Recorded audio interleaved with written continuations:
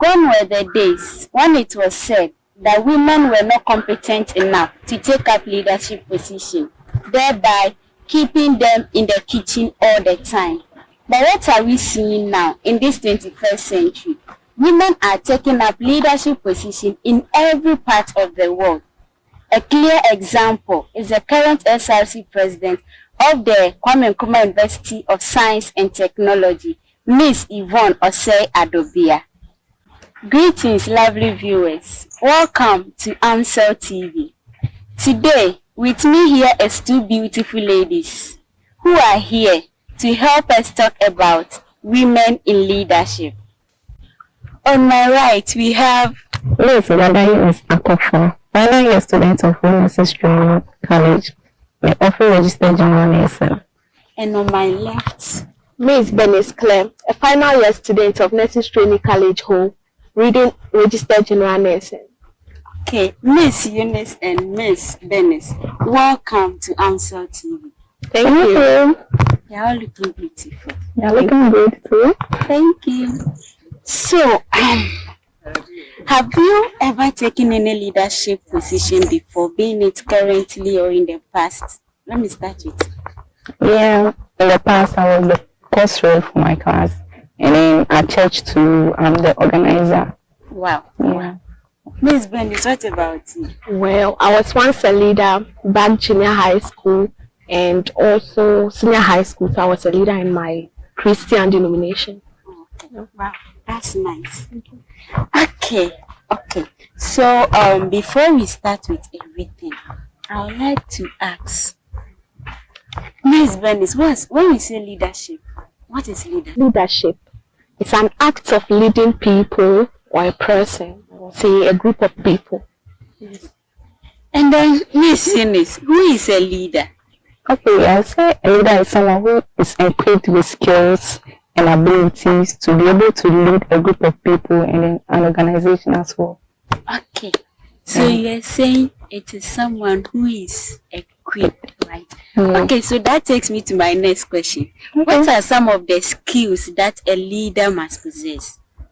Okay, so I think as a leader, you need to have the ability to listen to your fellow people. Okay. Yeah, with the sense that as a leader, before you can be effective, you need to look out for the needs of your people before you can be able to work or lead them in that way. And then also as a leader, you need to be smart actually, and also need to take certain initiatives and also be vibrant in whatever that you need to do. And then also I think as a leader, you need to know how to lead yourself first before you can know how to lead a group of people as well. Because if you're not disciplined enough to know how to lead yourself as a leader, you can't lead a group of people. Yeah. Miss Bernice, would you like to add something? She said it all. But then, being a leader, as she said, you need to be equipped with skills. You need certain attitude or certain characteristics that will make you a successful or a good leader. And one is actually taking initiative. You are the one leading the people. So you are the one at the forefront. You need to bring the initiative. You should be a critical thinker. Before the problem even arises, you should foresee it. Yes, that's like I say. Yeah. Okay, so let's come down to women in leadership. As you can see, currently women are taking up their big positions.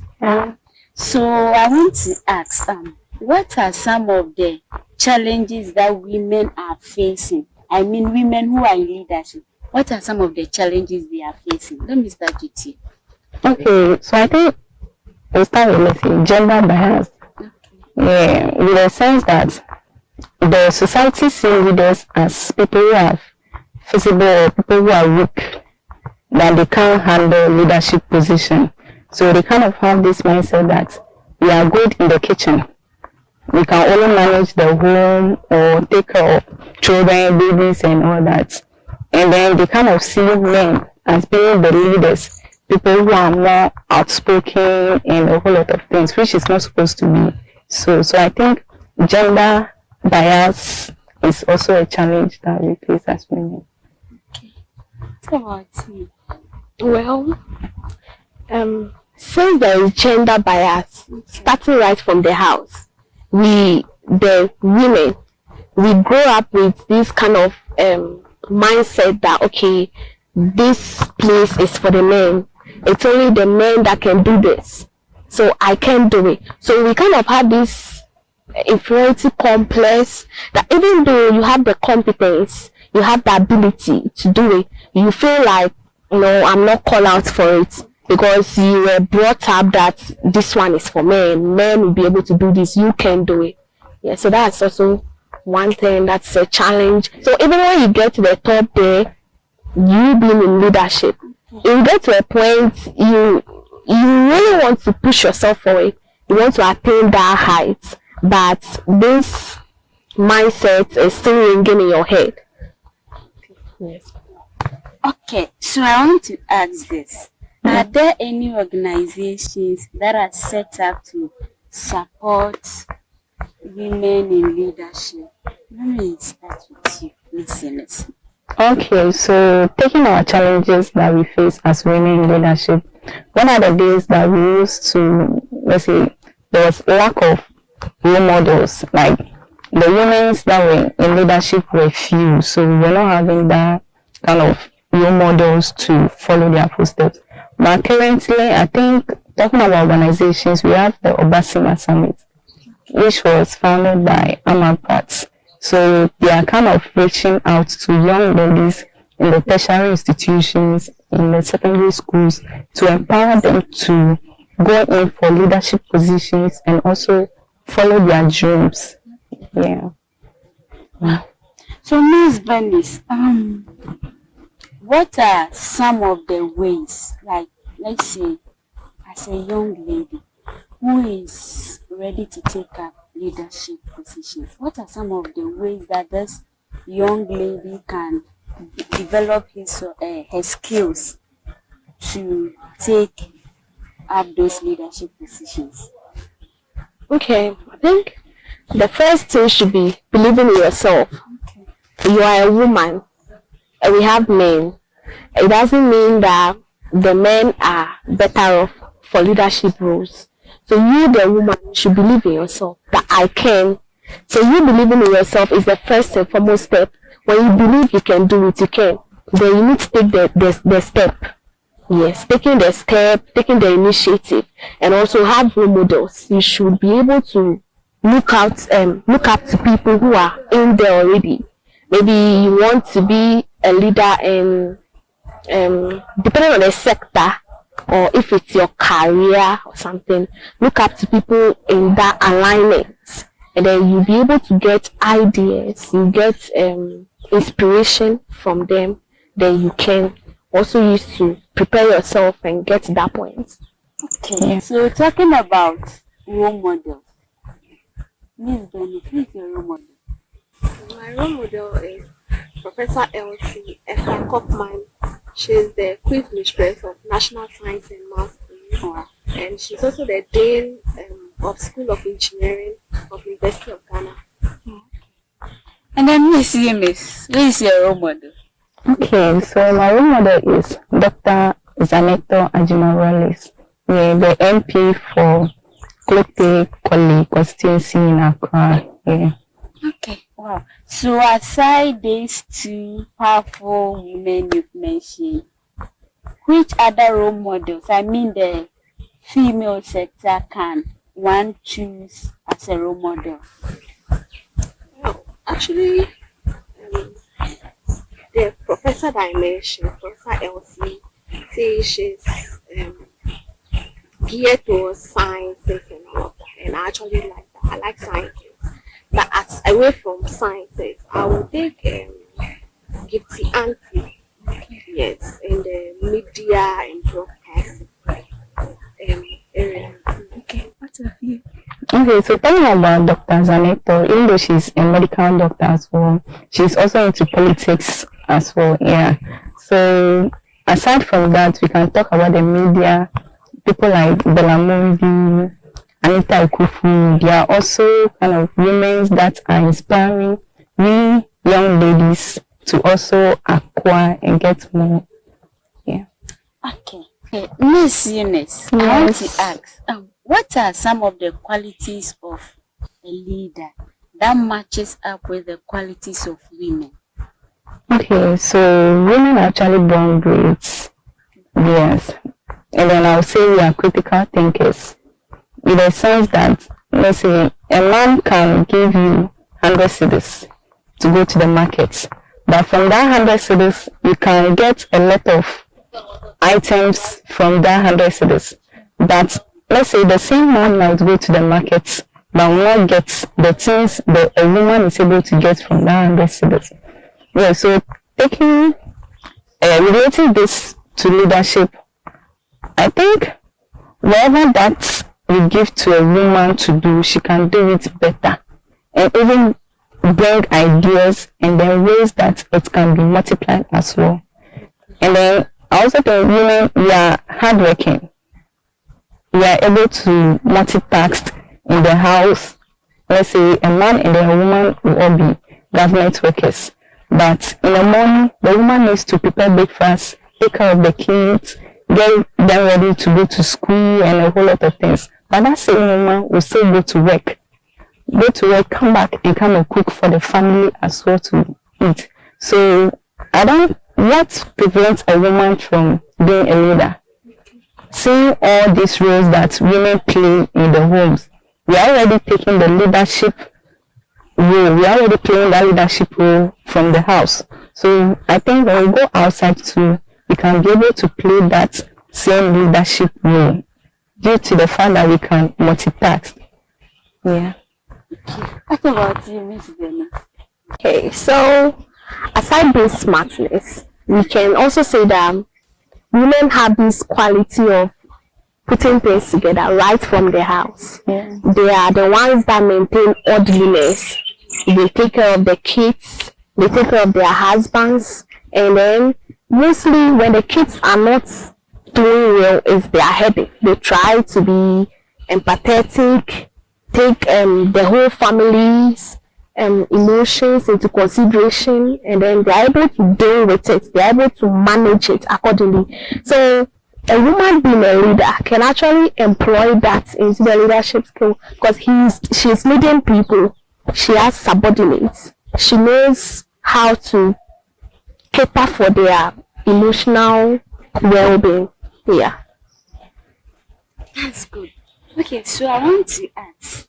See, there are situations whereby a young lady, let me see, from the primary sector or the junior high school, this young lady would want to take up a leadership position.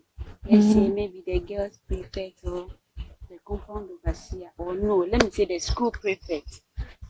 And then they'll be like, oh, you are not competent enough, or they'll underestimate her abilities and stuff. So with such a person, how are you going to, or what would you say to motivate such a young girl? Okay. We are in a new era. This is 21st century. We can see women in leadership every day, right on our screens, on our phones, on our radio. So I think every young girl out there should actually aspire to be like one of those at the top. Yeah, so you shouldn't let anybody underestimate you, undervalue you, that you are a woman, so you can do it. You can. Yes, if you put your mind to it, you can. So that's what I'll tell the young girls out there. Okay, what about you, Miss Eunice? To add to that, it's just a matter of self-awareness. And then also let these girls know that they should go in for it. Because there's a saying that what a man can do, women can do far, far, far better. So as a young lady, if you want to go in for anything, just go in for it without looking back or looking at the consequences, how it will end up. Just go in for it, give it a try. You don't know how it will end up. Yeah. And to even add to that, in the past days, it's like the men do the work and they bring food to the table. But this era is 50-50. The woman needs to contribute. So if you are there doing nothing, how are you going to contribute? The man is also expecting you to bring yours to the table. So I think you should, as a woman, pick up this, pick up the initiative,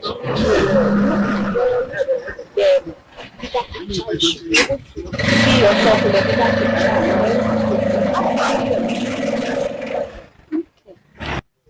Okay, so this question I want to ask it before we close. So Miss Eunice, I want to ask you. You were the course rep for your police, right?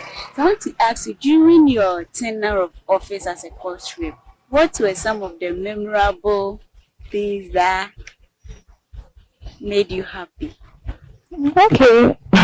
Actually, my memorable memories. Okay, leading people comes with a lot of challenges as well. And this one, tertiary students, you can't go and be telling people keep quiet and a whole lot of stuff. So I think with memorable memories, I think my class can really make noise.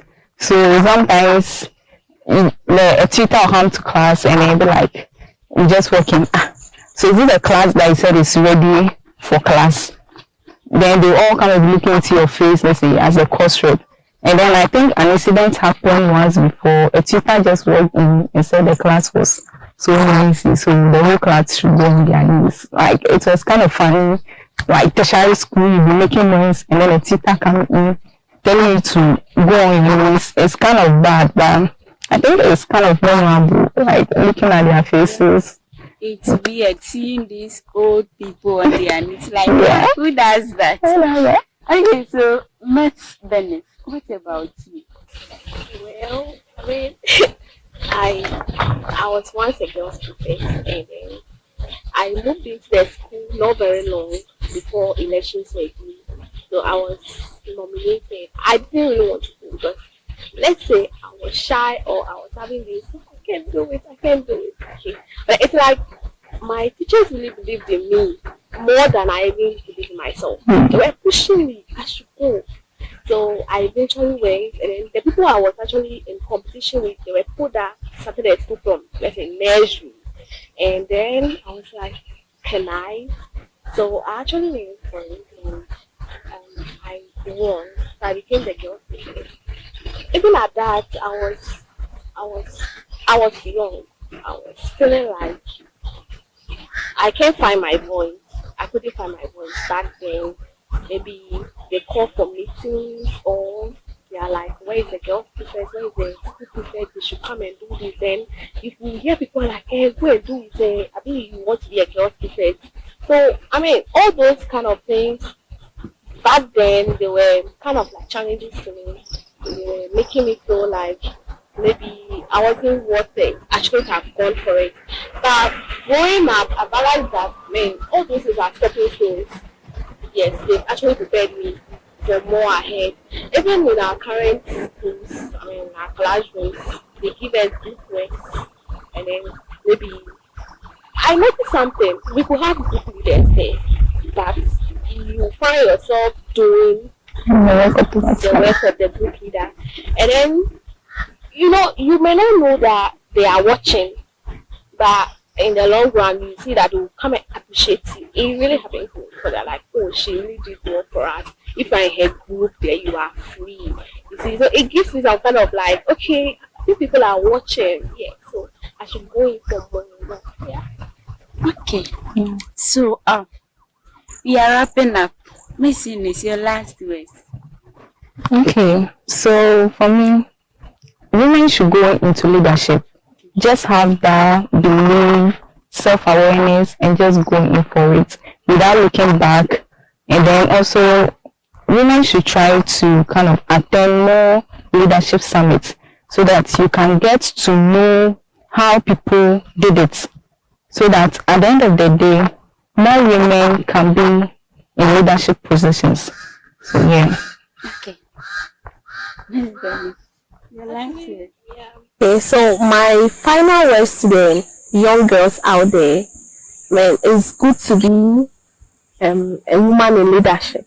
Yeah, it really helps. You can do it. So I think every young girl out there should aspire to be a woman in leadership one day.